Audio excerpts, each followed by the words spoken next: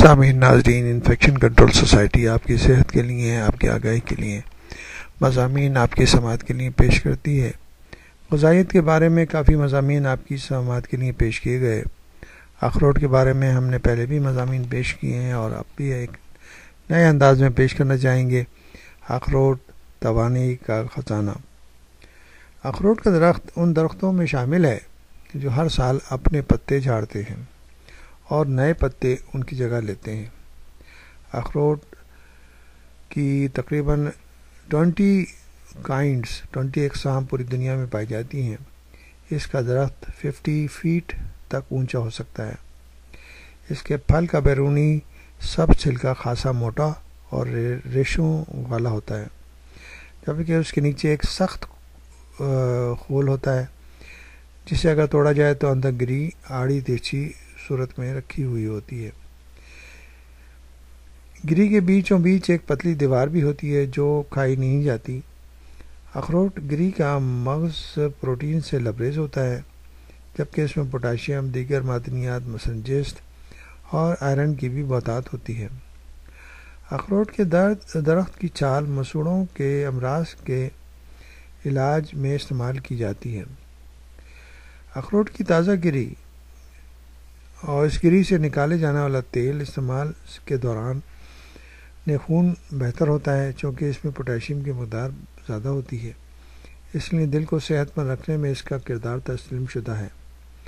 سینے میں جلن ہو، دست لگ رہے ہوں یعنی ڈائریا ہو رہا ہو تو ایسی صورت میں اخروٹ کا مغز کھانا مفید ہوتا ہے۔ تازہ مغز پیٹ کے درد، گیس کے اخراج میں بھی فائدہ دیتا ہے۔ اخروٹ کی گری سے نکالا گیا تیل اگر سلاد اور سبزیوں میں ملا کر استعمال کیا جائے تو اریٹیبل باول سنڈروم، پیٹ کی تکالیف کی علامتیں کم کرنے میں مدد کرتا ہے۔ یہ تیل ہلکا قبض کشا یعنی کانسٹیپیشن کو دور کرتا ہے۔ اخروٹ کی گری کھانے سے پیٹ میں جو کیڑے ہیں وہ نہیں ہوتے، کھانا ہضم کرنے میں مدد ملتی ہے۔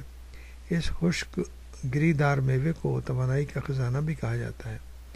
بیماری سے شفا یابی کے بعد صحت یابی کے مرحلے میں روزانہ اخروٹ کھانے سے تھکاوٹ اور کمزوری دور اور جسم کو توانائی فراہم ہوتی ہے۔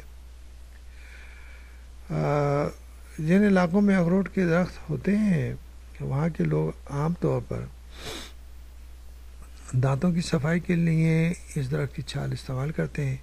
یہ چھال خون کے رساؤ کو روکتی ہے، دانتوں کی صفائی کرتی ہے۔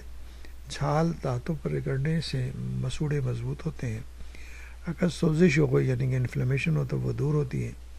جو لوگ جوڑوں کے درد میں مبتلا ہیں ان کے پٹھے یعنی مسلس اور جوڑ اکثر اکڑے رہتے ہیں، وہ اخروٹ کے چھلکے کو پانی میں ڈال کر اور اس پانی سے غسل کریں تو ان کی تکلیف میں کمی ہو سکتی ہے۔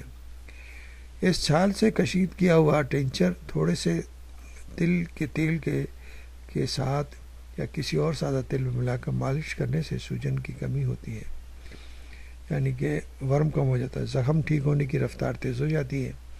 اخروٹ کی درخت کی پتیاں کیڑے مکوڑوں کو بھگاتی ہیں۔